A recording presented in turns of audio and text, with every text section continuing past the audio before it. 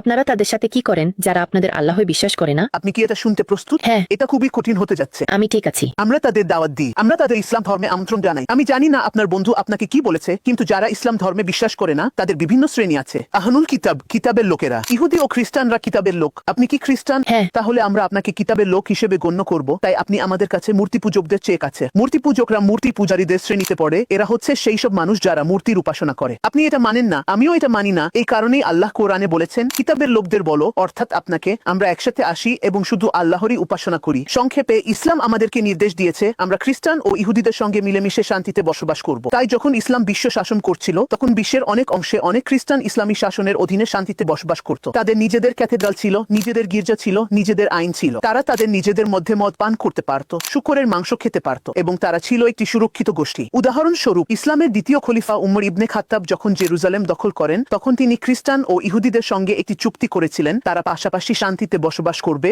এবং তাদের অধিকার থাকবে। যদি কোনো বাইরের শত্রু এসে খ্রিস্টানদের আক্রমণ করত, মুসলিমরা তাদের রক্ষা করতে সেখানে থাকত। যদি কোনো বাইরের শত্রু এসে ইহুদিদের আক্রমণ করত, মুসলিমরা তাদের রক্ষা করতে সেখানে থাকত। এবং একইভাবে যদি কোনো বাইরের শত্রু এসে মুসলিমদের আক্রমণ করত, ইহুদি ও খ্রিস্টানরাও মুসলিমদের সাহায্য করত। ইসলামের এমন একটা ধারণা আছে যেখানে বলা হয় অবিশ্বাসীদের হত্যা করতে হবে। একদম বাজে কথা। এটা শুধু নির্দিষ্ট কিছু শত্রুতাপূর্ণ ব্যক্তির ক্ষেত্রেই প্রযোজ্য। কোরআনের 7 নম্বর সূরার 8 নম্বর আয়াতে আল্লাহ বলেন, তোমাদের সঙ্গে যারা যুদ্ধ করে না এবং তোমাদের ঘরবাড়ি থেকে বের করে দেয় না, তাদের প্রতি ন্যায় বিচার ও সদয় আচরণ করতে তোমাদের নিষেধ করা হয়নি। তাহলে সংক্ষেপে আপনার প্রশ্নের উত্তর দিতে গেলে সিস্টার ম্যাডেলিন, আমাদের প্রথমেই বলা হয়েছে আমরা যেন ইসলাম সবার সঙ্গে ভাগাভাগি করি, সে খ্রিস্টান, ইহুদি, হিন্দু যেই হোক না কেন। এটাই আমাদের সবচেয়ে বড় বিশ্বাস। অবিশ্বাসীদেরও অধিকার আছে, কারণ তারাও ইসলামের বার্তা শুনতে চায়। দ্বিতীয়ত, তারা যদি এটা প্রত্যাখ্যান করে তাহলে সেটা তাদের ব্যাপার, কারণ কোরআনের সূরা বাকারাতে বলা হয়েছে ধর্মের ক্ষেত্রে কোনো জবরদস্তি নেই। আমি আপনাকে জোর করে ইসলাম গ্রহণ করাতে পারি না। এটা আসল উদ্দেশ্যটাই নষ্ট করে দেয়। যদি কেউ আপনাকে জোর করে তাহলে আপনি আসলে মন থেকে গ্রহণ করেননি। তাই ইসলামে কঠোরভাবে কোনো মুসলিমের কোনো অমুসলিমকে জোর করে ইসলাম গ্রহণ করানোর অধিকার নেই। ঠিক আছে, ধন্যবাদ।